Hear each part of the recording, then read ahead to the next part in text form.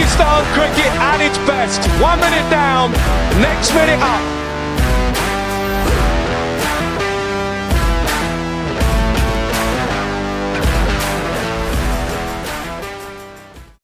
Thank you very much, everybody, for joining me once again. My guest today is an old friend of ours, a familiar face to PakPassion viewers, former Essex County Cricket Club pacer. He's coached around the world in Bangladesh and Pakistan and many other parts of the world. He's worked with many of the great pace bowlers over the years, including the likes of Shoaib Akhtar. And these days, he runs a very successful pace bowling academy in the United Kingdom, the one and only Ian Pont. Nice to see you again, Ponty. Hey, Saj, thank you so much for having me. I love chatting to you about Pakistan cricket. Well, where else to start than Pakistan cricket, unfortunately? Yeah. You know, your PSL tweet was interesting, Ponty, and I've said for a number of years that I don't think the PSL is fit for purpose. Do you want to elaborate on your tweet? Yeah, look, the PSL is a necessary platform for talent within Pakistan. I mean, I think fans and everybody associated with Pakistan cricket is fed up with hearing we've got a lot of talent. I mean, that's you know, when people talk about Pakistan cricket, all the comments, they've got a lot of talent, a lot of talent, a lot of talent. Here's the thing: it's what you do with it. You can have talent and you can have all the skills in the world, but you've got to learn how to apply that under pressure in the right situation to win games and get your team over the line. The PSL itself, I don't think there's an issue with the PSL as such. As with the IPL, as with the Big Bash, as we have here with our 100, they're just platforms. They're just vehicles for players to showcase. And what we've seen with the PSL in particular, and what are we, PSL 10 will be next year, it's been fantastic. Moving out of Dubai back into Pakistan was necessary. It brought cricket back to the fans, cricket coming home to the Pakistani fans, and they support it well. And we've seen some fantastic skills. Now, here's the point. What does fit for purpose mean? Is fit for purpose meaning that it takes the players on to becoming international superstars, or does it just give everybody a chance to earn some money and play cricket domestically in front of their fans? And I think at some point, Pakistan cricket, and whatever that means, has to decide that the number one priority for Pakistan cricket is their national team.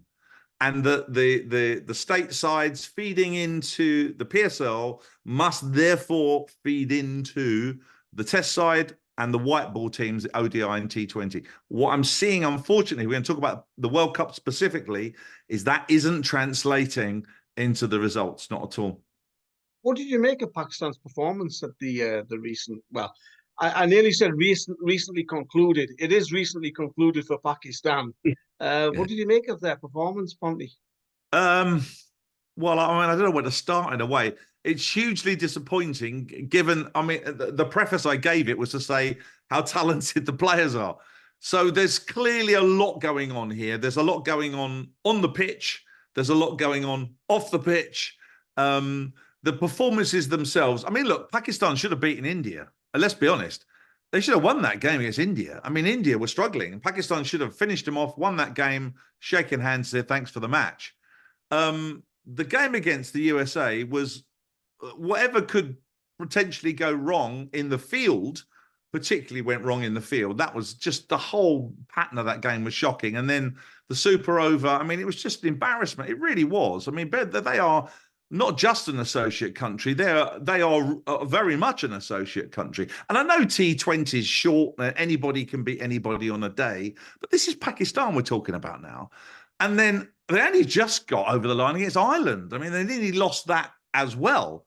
So I just think the way the World Cup has worked for Pakistan, it's again highlighted a lot of issues, nothing to do with the skills of the players, but a lot to do with the application of that. And then I think the management of how all that fits together. We'll come to Gary Kirsten in a minute, Ponty, but I just wanted to speak to you about the super over. I mean, as you know, the intro, everybody knows you're a pace bowling coach. What do you tell a pace bowler when he's about to bowl in a super over? And secondly, would you have chosen Mohammad Ahmed, and what did you make of his over? I think, well, look, if I back out of that slightly and just speak specifically, it's quite hard to coach a super over. I mean, this is down now to feel.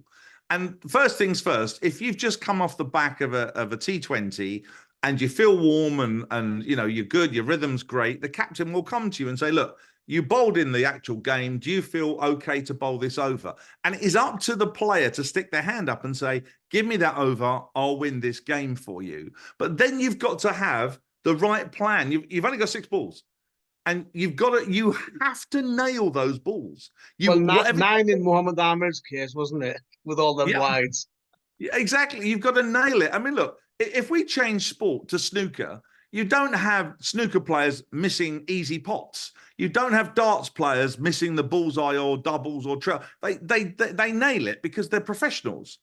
And these aren't just professional cricketers, these are international cricketers. You should not be missing your lengths, you should not be missing your line by so much that you're giving the advantage to the other side. And let's be honest, the USA, they're no mugs. I mean, they got guys who can bat and bowl. They weren't idiots. And they were in a hiding to nothing, you know, Pakistan in a way, because whatever the outcome, a super over is, oh my goodness, it's gone to a super over. But look, I don't think he covered himself in glory bowling that last over, unfortunately. And you would expect someone of that stature to be able to pinpoint and say, this is what I'm doing. However, Saj, we don't know internally what goes on in people's minds. We don't know whether they feel the pressure. It's a pressure situation. But I mean, the hearts and minds of an entire nation are on those 6 balls. And unfortunately, the whole thing went out the window and it was terrible. It really was poor. Having said that, though, Pakistan's pacers, you know, they came out of this tournament with some credit, Ponty, because if you look at the stats and if you look at their numbers, by and large, they did well. Yeah, look, as I said, with T20, you don't normally win a T20 game by 50, 60 runs. If you do, it's an absolute thrashing. You're normally winning, as we saw in the PSL. Games were going to the last ball, winning by 1 run or 1 wicket. I mean, that's what T20 is. So you would expect guys to have good stats, games going all the way. I mean, super overs, you know, you can't plan for super over. Tight games of cricket, you expect that. My point is, in those key moments, are you standing up and saying, I'm winning this game, whether it's with the bat or the ball? Am I catching the ball in the field? I mean, I don't want to switch back too much to the PSL, but there was some terrible fielding in the PSL. Every season. Catches dropped. And I mean, these are just real basic things I teach the kids at our academy, you know, just real basic stuff. And if you're getting that wrong, then you're going to struggle to take away the competition prizes, aren't you, at the other end? And yeah, of course, Pakistan are going to have spells when they do well and someone gets 50 or 100 and they raise their bat and somebody's picked up some wickets. But as a unit, that has to gel and bind properly. And unfortunately, Pakistan look as far away from winning a competition as they've ever been. Pakistani pacers in recent times, I don't know whether it's through bad luck or there's something not right here, but there's so many of them picking up injuries. And we're not just talking about Naseem Shah, Haris Rauf, Shaheen Shah Afridi. We're talking about some of the other guys, Ihsanullah, Zishan Zamir, and many others coming through the ranks who keep on picking up injuries and we don't see them for months. What's going wrong? It's very hard to get consistency, Saj, isn't it, if you are carrying niggles? Look, I mean, by the nature of the game, fast bowling is quite injurious. I mean, of all the disciplines, fast bowling, you're going to break down more than anything else. When you look at someone, if we switch to England for a second, like Jimmy Anderson at the age of 40 plus, they kept him fit, they put him in cotton wool, stick him in a box, you know, and they bring him out where they need to, but he's only playing test cricket. So this is about management. And I mentioned this before in other chats we've had, but how do you manage players? Young bowlers want to bowl, they want to play a lot. If they have an action that's injurious or they have an awkward action that can lead to repetitive injury, sometimes they just get bad luck. Sometimes they're just not fit enough.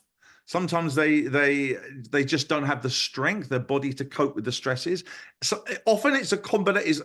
I don't want to sound too kind of airy-fairy about it, but it's a holistic approach, fast bowling.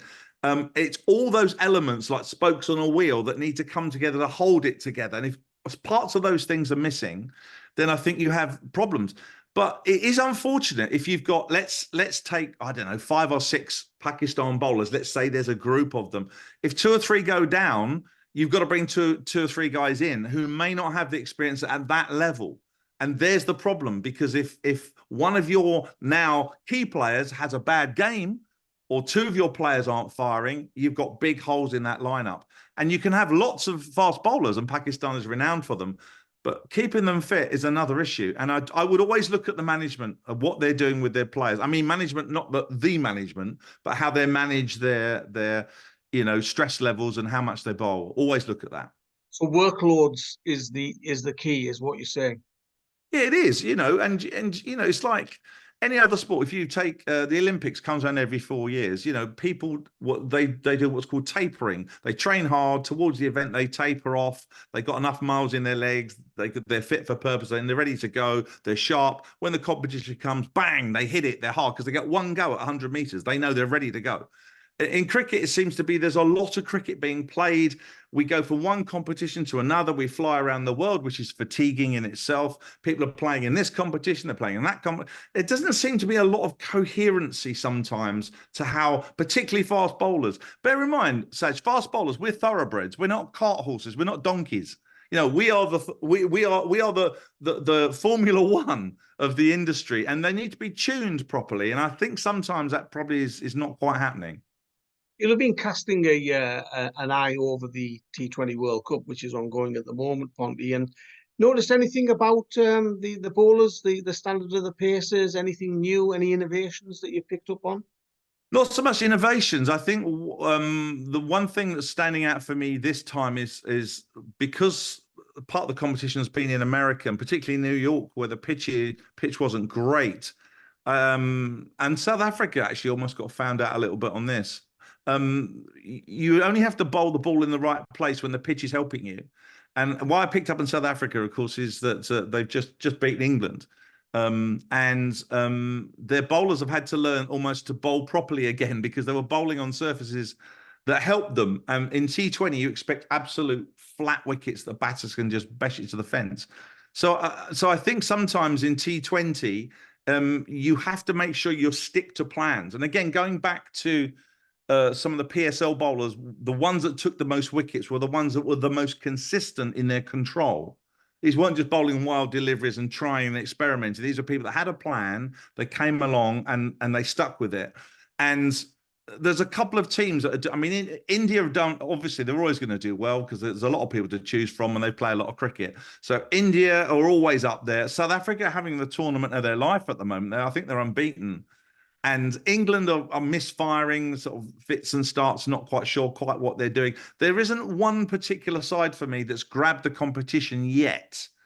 And that's been the interesting standout for me. From a bowling perspective, it's always pace off. I think, again, the boundaries are quite small. Some of the boundaries are 55, 60 meters. I mean, that's almost a mishit with the bats they got these days. The boundaries are small. We haven't seen quite as many sixes as I thought we would. And we haven't seen quite as many 200 scores as I thought we would. So that would suggest, again, the pitches have been a little bit sticky. Batters have had to take time to get in. Bowlers have been slightly on top. It's nice to see some of the spinners doing well. It's nice to see some of the spinners. That's good. Just coming back to Gary Kirsten, you mentioned him earlier, Ponty, and you've been a head coach yourself, a lot of experience of coaching in various guises all around the world. He's come into a team that has had an awful start. Obviously, the World Cup, nobody would believe that Pakistan wouldn't qualify for the Super 8s. How's that going to affect him? You've worked with Gary Kirsten in the past. The interesting perspective for me is that he's got off on the wrong foot with the fans as well. How does he get that trust back? There's obviously issues with the players. Some comments have been attributed to him. He's not confirmed whether those comments were true or not. But it's a terrible start for him, isn't it? And as I say, you know him. How's he going to bounce back? Well, one thing about Gary is what I call as straight as the day's long. He's honest. If something's wrong, he'll say it.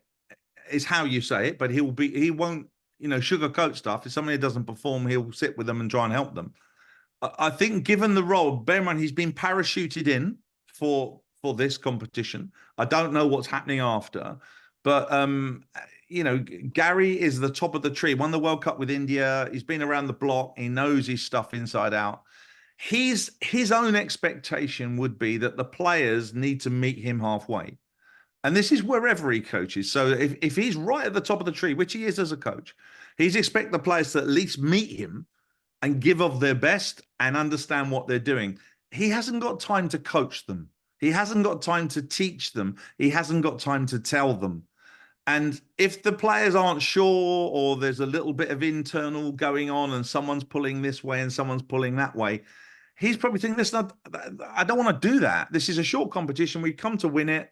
We haven't even qualified. And that looks really bad on his CV, by the way, because it's against him. Now, that may not be his fault, but I know what it's like as a coach. You're just one game away from the sack, aren't you? And, you know, you don't get the credit very often as a coach, but you get a lot of the blame. And I think with him in particular, it's almost a poison chalice right now with what's happening around the Pakistan cricket scene. I think it needs to be sorted out behind the scenes first. But he came in to do a job. Unfortunately for him, it didn't work. And, you know, he's going to get a lot of things thrown at him for that, you know, a lot of accusations. But as a personality and a person, he's honest, straight, and he wants the best. And if he's being paid to do the job, he'll be disappointed that the job wasn't done. And finally, just on that point there that you made, as a coach, you come into a dressing room, and the dressing room is clearly divided. There's people fighting for the captaincy, not supporting each other. As a coach, what do you do? Well, first things first, I don't think that's a short-term issue. I mean, you can put a sticking plaster over it to get through, but we used to have something in Bangladesh called the Table of Truth, and that was where everybody sat around the table and they were honest about what was happening, and you had 2 minutes and no one could stop you, and you just listened. And a lot of stuff came out from that, and you almost clear the air as long as there's no repercussions for what you say. It takes a brave coach to do that, and it takes a brave management team to say, listen, we're going to get criticized here, but let's open up the floor. The young guys mustn't be afraid to say anything. I can't say anything because I'll be dropped. All of that fear has to go. You get the guys in the group and you say, what's wrong? How do we put it right? And then we all sign off on it. And now we go forward together with the same vision. If someone doesn't want any part of it, they don't stay in the change room, you get someone else. But basically you agree as a group, you have non-negotiables, you stick with that, you drive towards it, and that's your goal. English cricket did this when they were terrible in white ball cricket. And they did this under Andy Flower, and they got right back to where they should have been as a proper team. It is possible, but it's not short term. Ian, thank you very much for your time. Always fascinating to listen to your views, and you know, you speak from the heart, and you're somebody who's got a lot of time for Pakistan cricket. A big supporter of Pakistan cricket, and I say your views are always appreciated and listened to keenly. Thanks very much. Thanks, Saj. Thanks, mate.